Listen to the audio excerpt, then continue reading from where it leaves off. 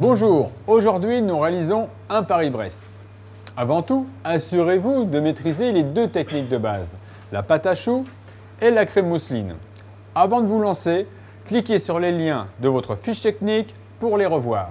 Cette vidéo met en évidence l'organisation, les points clés et les tours de main qui vous seront utiles. Pour réaliser ce Paris-Brest, vous aurez besoin d'un batteur, d'une plaque et d'une grille à pâtisserie, d'un cul de poule, d'une russe, d'un emporte-pièce, une poche et une douille unie, une maryse, un fouet, une fourchette, un couteau d'office, un pinceau et une plaque à débarrasser en inox et en plastique. Reportez-vous au bon d'économat de votre fiche technique pour préparer vos pesées. Vous mettez dans un premier temps votre eau à bouillir. Vous ajoutez ensuite le sucre, le sel,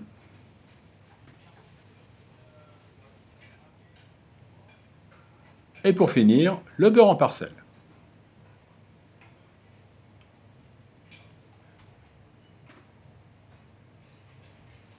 Il est impératif qu'il soit complètement fondu avant d'ajouter la farine. La reprise d'ébullition doit être importante et complète pour assurer un bon développement des amidons et avoir une bonne homogénéité de la détrempe. La farine est incorporée hors du feu ou sous un feu modéré. L'ensemble farine et eau doit former une pâte compacte. Soyez attentif à éliminer toutes les particules de la farine qui pourraient subsister. Cette pâte doit légèrement se dessécher au contact de la russe. À terme, cet ensemble doit former une boule que vous allez pouvoir débarrasser dans un cul de poule. À partir de cet instant, vous allez pouvoir ajouter le premier œuf et travailler la pâte à la spatule.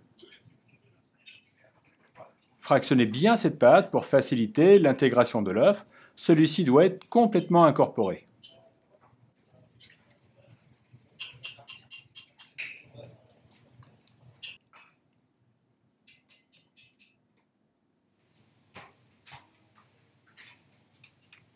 Tous les œufs doivent être ajoutés au fur et à mesure. L'emploi du dernier œuf est facultatif. C'est la texture de votre pâte qui déterminera son utilité.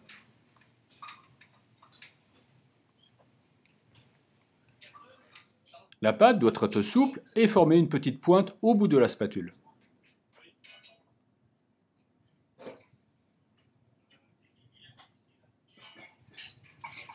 Avec la maryse, nous remplissons une poche équipée d'une douille unie.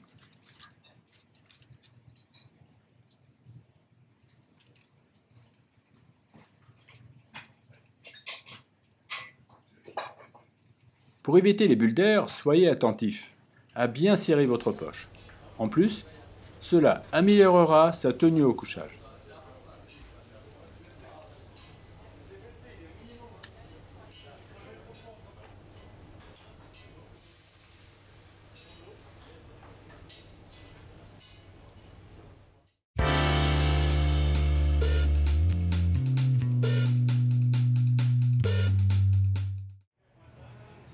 Avec un pinceau, nous lustrons notre plaque à pâtisserie.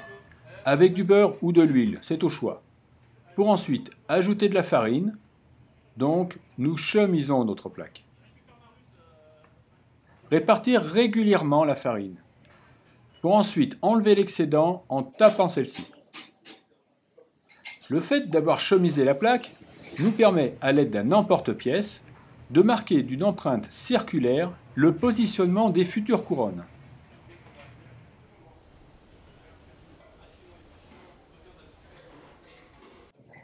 Lors du couchage, pensez à ne pas trop appuyer sur la poche. Vous devez simplement déposer la pâte pour avoir une circonférence régulière. Si le diamètre de la douille est de la bonne taille, vous n'avez que très peu d'efforts à faire pour avoir un résultat régulier. Ensuite, vous uniformisez la surface de vos couronnes à l'aide d'une fourchette et un peu d'eau. Ceci facilitera la pousse régulière de vos couronnes.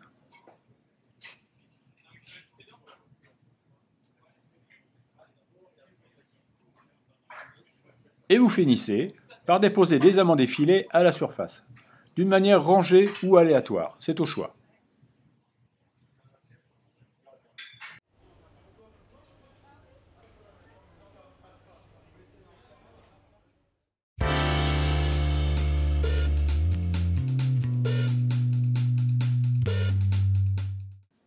Mettre en cuisson au four entre 170 et 180 degrés. Être attentif à ne pas ouvrir votre porte dans les 10 premières minutes. Quand le chou perd de graisse à la surface, réduire la température et laisser échapper la vapeur pour bien dessécher votre pâte à choux.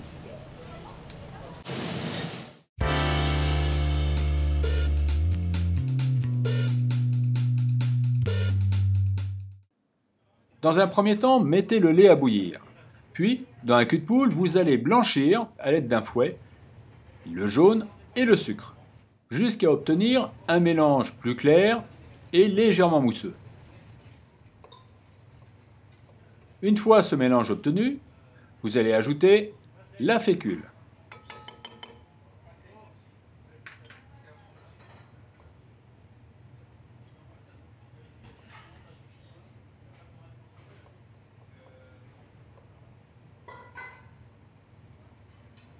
Et quand le lait est chaud, vous pouvez l'ajouter en 2 fois. Une première fois pour bien délayer l'ensemble. N'hésitez pas à aller contre les parois chercher toute la matière.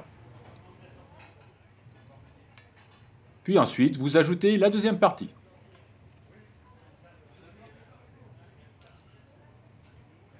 À l'aide de la maryse, vous allez pouvoir débarrasser l'ensemble avant la cuisson.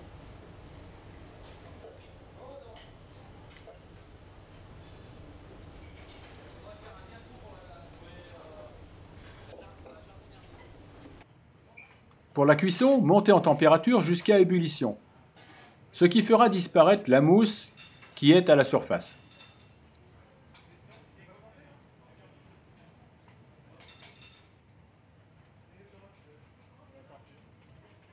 Une fois cette mousse disparue, vous éteignez le feu et vous pouvez ajouter la première partie du beurre.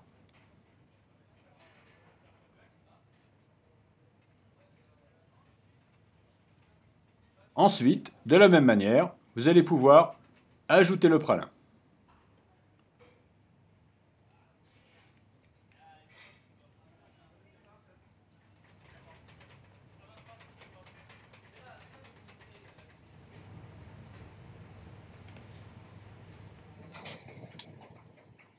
Vous allez ensuite débarrasser votre crème,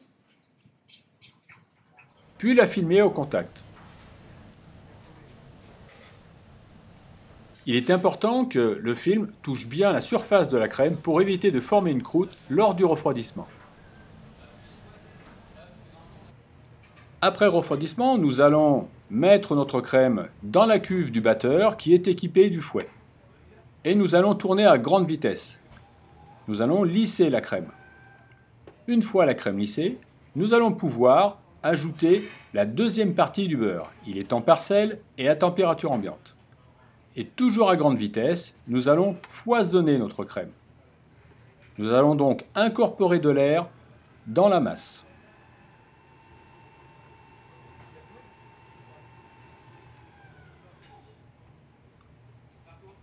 Après foisonnement, notre crème mousseline pralinée est maintenant terminée.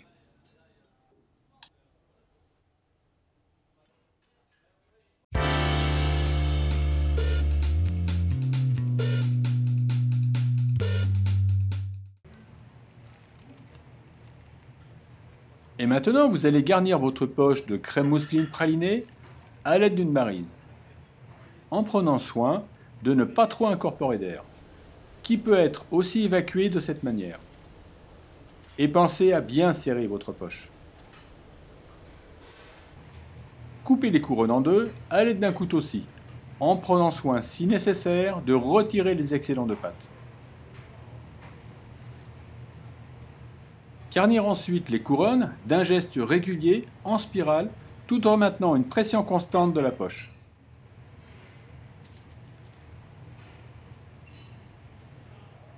Et pour finir, les couvercles seront saupoudrés de sucre glace, pour être ensuite déposé délicatement sur la mousseline pralinée.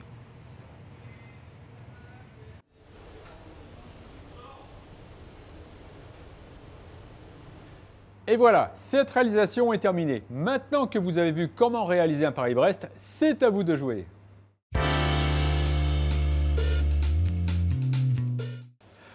Voici les conseils du chef dans le cadre d'un Paris-Brest. Bien travailler le pralin. Il doit être souple et homogène pour une meilleure incorporation. Ensuite, bien refroidir la crème avant d'incorporer la seconde partie du beurre. L'objectif est d'obtenir une émulsion pour une finesse de crème. Enfin, assurez-vous d'une cuisson suffisante des couronnes pour faciliter le garnissage. Vous le verrez à sa texture croustillante. Voici dans le cadre de la réalisation d'un Paris-Brest quelques conseils sur les produits. On peut acheter le pralin dans les boutiques spécialisées en pâtisserie. Ensuite, bien choisir son pralin. Il doit être gras en surface, ce qui est un gage de fraîcheur. S'il est craquelé, cela veut dire qu'il a mal été conservé. Quand vous l'achèterez, soyez vigilant à la date de péremption du produit. Enfin, pour cette recette, profitez-en pour choisir un beurre de qualité, c'est-à-dire un beurre labellisé. Voici la version créative du Paris-Brest. Si besoin, révisez les techniques de base de la pâte à choux et de la crème mousseline. Vous allez aussi découvrir l'apport d'un craquelin pour la cuisson de la pâte à choux. Et pour finir, nous vous proposons un dressage harmonieux moins traditionnel. Vous êtes prêts? Alors, c'est parti! Pour réaliser cette variante du Paris-Brest, en plus du matériel de base, vous aurez juste besoin d'un petit emporte-pièce pour tailler le craquelin.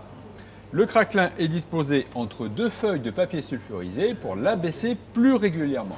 Et ensuite être taillé avec l'emporte-pièce.